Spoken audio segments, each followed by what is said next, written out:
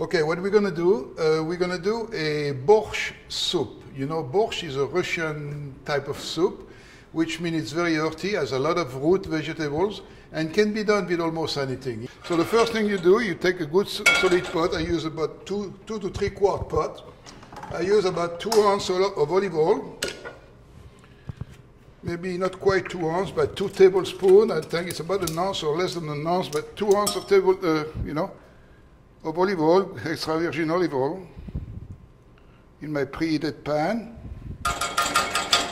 In the recipe, I use mostly like a cup or half a cup. 1 cup, half a cup, half a cup, half a cup. So it's pretty standard. So you get used to the amount of ingredient that you need, and it makes it easy. If you like a little bit more onion, well, be my guest and use more onion. If you like a little bit less onion or less garlic, then you can use less and it'll be okay. Okay? So right now I'm starting with the onions. Then next I'll put the celery, sliced minced celery. There again is about half a cup.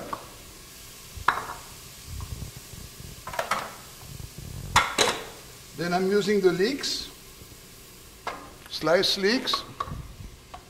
Those are very, very good vegetables. Lots of fiber, lots of taste. But you cannot just boil them in a stock. You know, you need to sweat them out to bring the flavor out and to eliminate the acidity. So you do that, what, 3, 4, 5 minutes? And then you can do, I have parsnips here, young parsnips. Again, very good. It's sort of a white carrot. Very, very tasty. Brings a lot of flavor into the soup.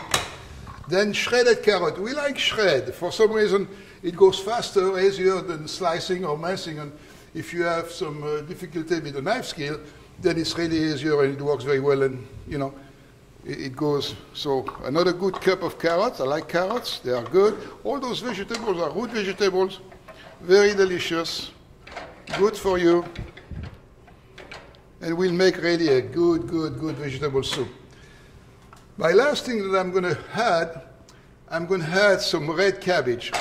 What I've done to this red cabbage, I've very fast, very quickly sliced them very thin, and then I soaked them in a little bit of cider vinegar, and after I soak them for a little while, I bring them to a bowl and I cook them gently, I simmer them gently to sort of evaporate the vinegar. This is going to bring that little sourness taste to the borscht. You know, a borscht is really a little bit sour. They use sauerkraut, but I didn't want to go that far. I want to use red cabbage, okay? You can use green cabbage if you like, but the red cabbage I like because it goes with the color. It makes for a beautiful soup. And I like red cabbage. It's got a nice taste of its own. And like I said, with the vinegar, it has a little bit of sourness. It's like almost like a sweet and sour. But look, it really, so far, it really looks beautiful. You know, it's really, you know, of course, I'm going a little fast through the process. And I also am going to be adding a little bit of ginger and a little bit of garlic. Not much, maybe a teaspoon and a teaspoon. You know, just because I like ginger. I'm like this. So next, I'm saving my beets, my shredded beets for later on, when everything is cooked, because they already have been cooked. I need to have them cooked in order to shred them. There again, it's going to be added to the end, almost to the end. You should sweat that about 10, 12, 15 minutes, depending on the amount of fire. You don't want to burn it. You want to gently sweat it. And you should do that, like I said, 12, 15 minutes or so. So everything is almost cooked. Acidity has been removed. And then you add the liquid. Keep in mind that so far we haven't put any spice, any seasoning, any salt, any sodium or anything like this. We're going to do the seasoning at the end, towards the end, when all the ingredients are together. I like to add a little bit of V8. V8 has a lot of nutritional value, a lot of vegetable as well. And this is a V8 that is also a low sodium. There is 2 kinds. And I think 2 cans, 5.5 ounces, 11 ounces into that soup.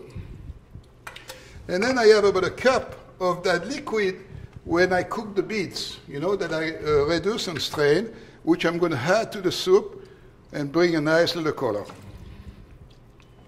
Okay? So now we can let this cook another 12, 15, 20 minutes, something like this, until you're pretty happy with that texture. You make sure you taste them. You make sure that the vegetables are cooked. And then at this point in time, you have to decide what you want to do with the thickness or the consistency of the soup. If you like the consistency, if you like them thin or light, very light, then you can leave it this way. It's fine. Or if you can thicken it with about 2 tablespoons of cornstarch diluted in about 4 tablespoons of water. 1 tablespoon, 2 tablespoons,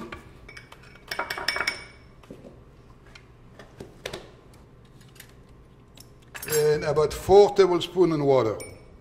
1, 2, 3. 3 would be okay, 4, and you just dilute it.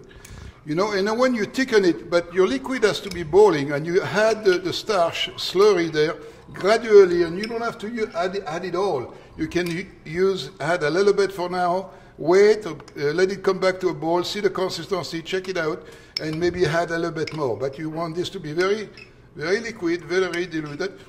And it's useless to add it to the soup now because the soup is not boiling. You have to wait for the soup to be boiling. Anyway, so you add your slurry, and when your slurry is in there, then you add your shredded beets. See, beautiful color. So that's going to color your soup.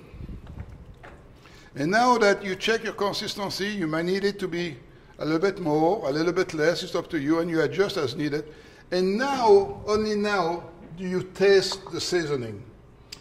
If you need to add a little bit more seasoning, I like to add maybe a little bit of Worcestershire. There again, low sodium, reduced sodium Worcestershire. I love Worcestershire as a seasoning. I use celery salt, I use pepper, and I use sea salt. Sea salt is fantastic because you need less salt to bring the same amount of saltiness. So it's really a good product to use. It might cost a little bit more, but it's really worthwhile. So you only adjust the seasoning, add the seasoning at the end. When you taste it, add the seasoning, and let it come to a boil, and you're done.